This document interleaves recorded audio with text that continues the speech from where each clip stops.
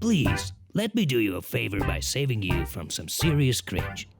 My name is FilmRiot, and this video will be the best investment you can do for your next short film. So let's get to it. Today we're gonna talk about why your short film might suck. I don't know if this is true for your particular short, but I know for a fact that my first attempts sucked in more than one way. First of all, let me congratulate you on your decision to make a short film.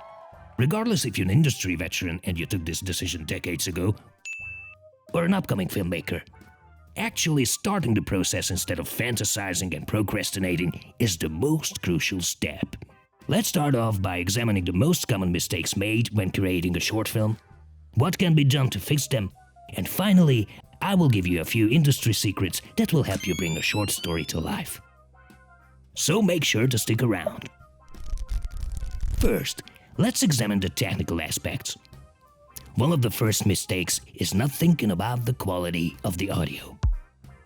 I remember being so focused on creating the perfect scenes and visuals that I forgot that high-quality audio can not only elevate a movie, but it's a must when it comes to creating an immersive experience. I don't necessarily mean background music, but the overall audio quality of the project, which includes, but it's not limited to, dialogue, environment, and sound effects.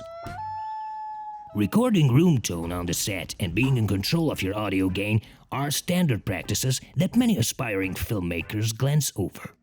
Remember, if your audio is peaking, your film career won't. You can instantly elevate your audio by placing multiple microphones as close to the talents as possible.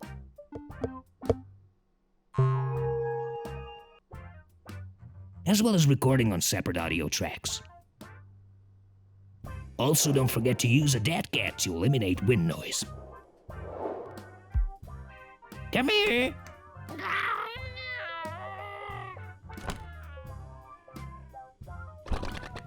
My biggest pet peeve is the bottomless pit called, "What was this film about?" There are a number of incredible cinematic masterpieces that use non-traditional narrative structures. However, it's a double-edged sword that requires planning and constant feedback during the project. A clear narrative structure and conflict are a way safer bet, especially if you're just diving into the murky waters of filmmaking. Once you're familiar with the linear narrative structure, feel free to spice things up in your next film. But first, make sure to know the rules you are rebelling against. Visualizing inner conflicts and introspection is a delicate task, and your protagonist starting into the distance with a cigarette in his mouth won't do the trick. A huge number of great stories and characters are destined for mediocrity because the production was too ambitious. Will your story and characters work in a contemporary setting? If the answer is yes, then there is no need to place them in the mid-60s during a cheesecake baking competition taking place on a volcano. Your resources will be much better spent on the narrative structure of your short, as well as the motivation of your characters, instead of trying to secure 2 more locations that are absolutely not necessary. Now I'm gonna tell you a secret, but don't tell anyone. Your friends suck as actors. I know, they are incredibly excited to star in your short. However, enthusiasm alone is not enough. While telling a professional that you didn't like their energy and they should switch things up is considered just normal input from the director. Telling your friends that his acting is not in line with the character might lead to him taking it personally, especially if you're not sure how to communicate your exact vision. My father's side of the family still won't talk to me after a peanut butter scene. And they were the ones who wanted to help. In short, casting will make or break your film. Here are a few tips that will help you better communicate your desires to the actors. Have a character breakdown. Basically describe your character as best as you can. This should include age, personality, family, status, and appearance. Don't select only a specific dialogue to the candidates, but also an action to perform. Make use of their whole body. Actors performing in theater might have a more expressive acting style and routine than the ones usually performing in motion picture. Pay close attention to their body language and voice. Video and online casting are great alternatives as well. Back to casting. It's important to remember that people don't talk at a snail's pace. Dialogue is a powerful tool that is best used to build character, and it's not a replacement for actions. You should focus on making dialogue feel natural, sharp, and relevant to your theme and story. Lastly, leave time for the audience to process what they have seen. You don't want to overload your viewers with constant stimuli. Test the pacing of your project from pre-production all the way to the premiere. A few ways of doing this are reading your script out loud, sketching up storyboards, and playing around on the editing table. Attention! You must involve a fresh pair of eyeballs in these processes for objective feedback. Otherwise, it's just gonna be a big echo chamber for your thoughts. Well, this might sound obvious, but a good schedule begins even before pre-production. Proper planning and financially balanced approach are a must. You would be surprised of how many of my rodent friends, instead of planning and using critical thinking, they just pray to the great Lord, and then they are surprised that the project goes nowhere. They don't hold themselves accountable, they don't specify deadlines, and don't communicate effectively. It's a way common belief that deadlines and limitations stifle creativity. Take it from me, that is a complete and utter BS. Make limitations and deadlines your friends. For example, only having access to natural lighting will force you to think outside the box and use your resources to their fullest. Balance the lack of funds with ingenuity, resourcefulness, patience, and kindness.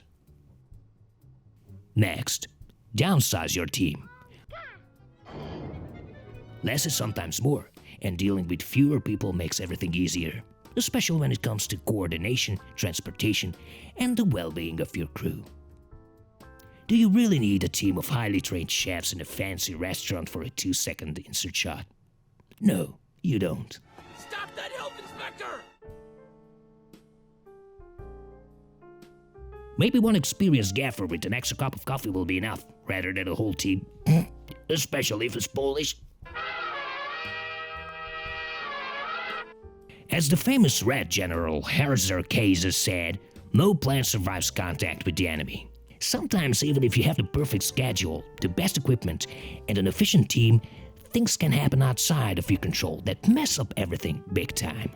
The crew being late, technical difficulties, and wild emotions on the set are all part of the game we call filmmaking. When you're confronted with these, just remember me.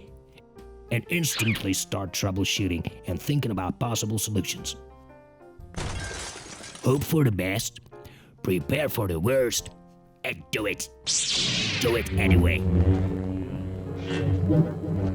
Here are a few strategies from General Focusrite that you can use in the endless battle that is your film career. Save, and save some more. Once you have finished filming for the day, recorded some audio, or done any kind of editing, save your work. Use secure local storage as well as at least one online solution. So you're protected even in the case of a volcano eruption.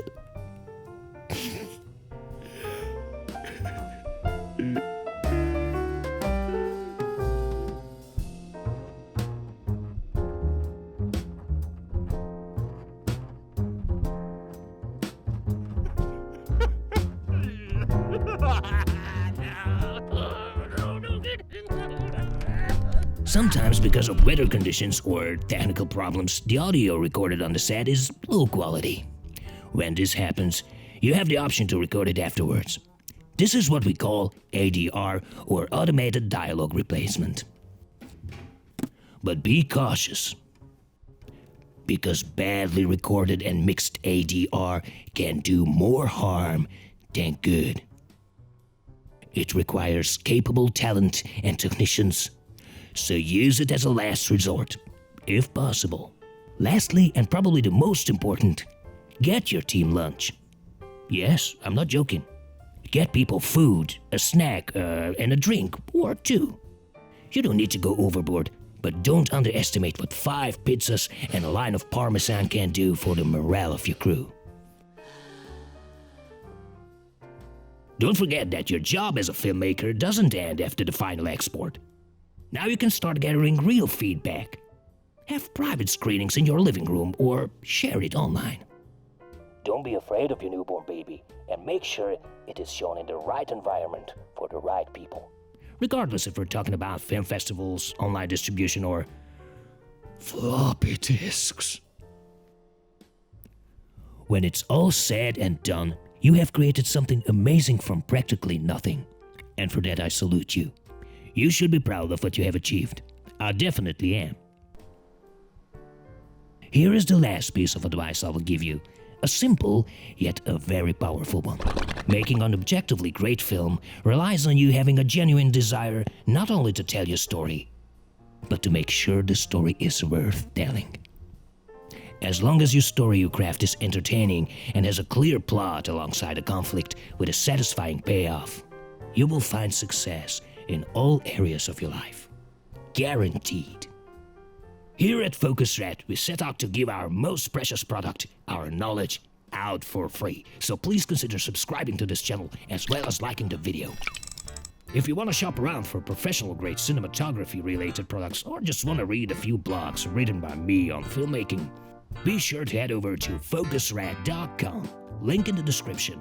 If you have any questions, feel free to leave them in the comments. I will do my best to answer them. Go now. Make the best short movie you can make, and have fun while you do it. Bye-bye.